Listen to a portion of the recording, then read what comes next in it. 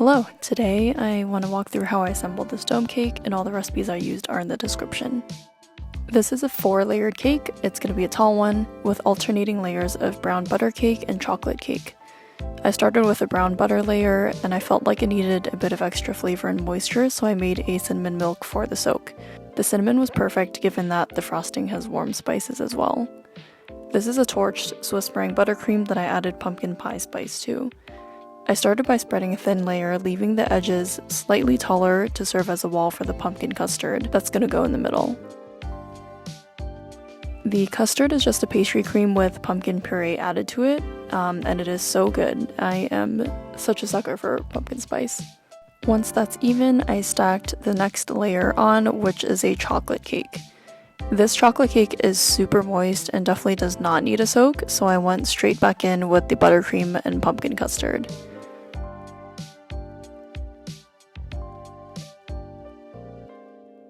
Just rinse and repeat with the third layer of brown butter cake and cinnamon milk soak, buttercream, custard, you know the drill, and lastly, the final layer of cake.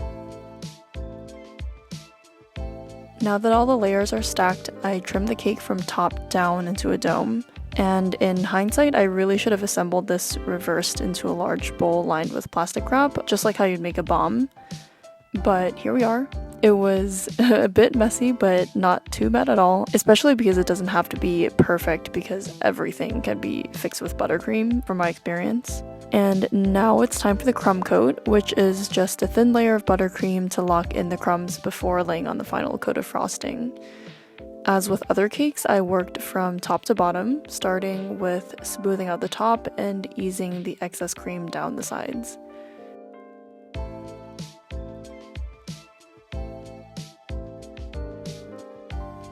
At this step, I refrigerated the cake overnight and actually finished decorating it the next morning.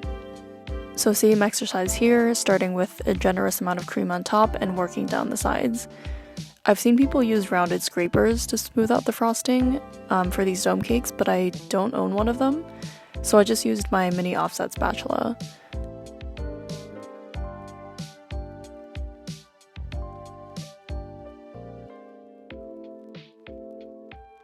Once there was enough cream coated on all the sides, I then went from bottom up to smooth everything out. I gradually just tilted my spatula as I went up to create that rounded, domed edge.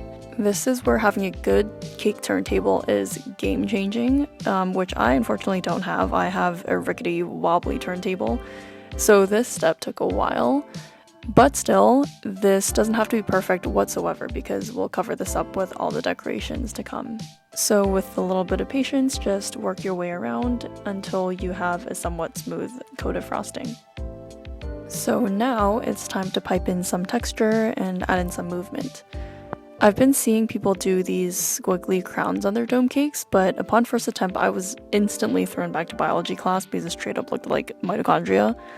But once again, buttercream fixes everything, including buttercream. So I scraped the mitochondria off and started over with tighter swirls and a bit of irregularity to make it look more organic.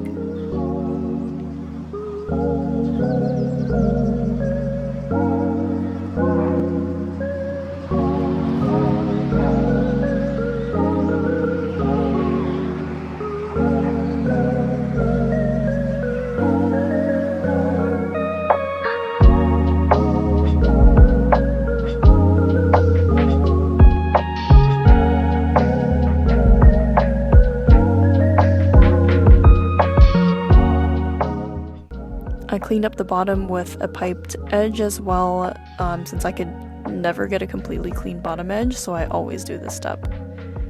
I added a few squigglies to the midriff as well. I don't know if I should call it a midriff, but you know what I mean, the middle section between the crown and the bottom edge.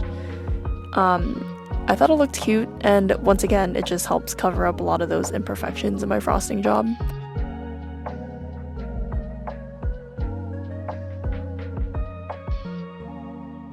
Mitochondria vibes still going strong, but I was like, you know what?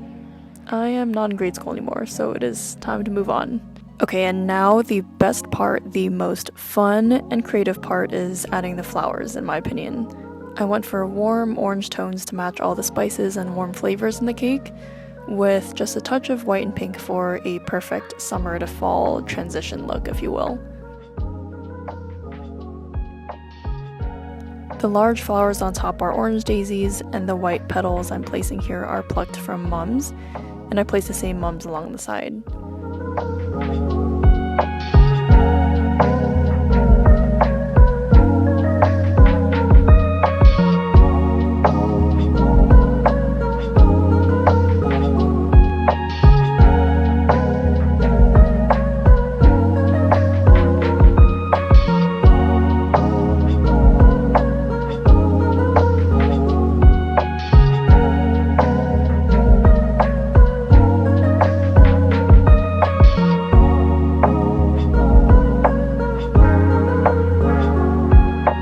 I also added small bunches of chamomile for a little whimsical moment, just to offset the weight of the larger flowers.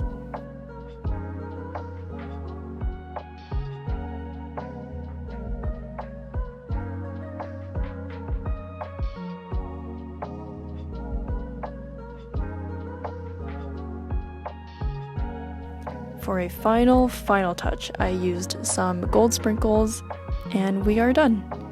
I thought this was super beautiful, and I hope this was helpful. So yeah, thank you for tuning in, and I hope you enjoyed.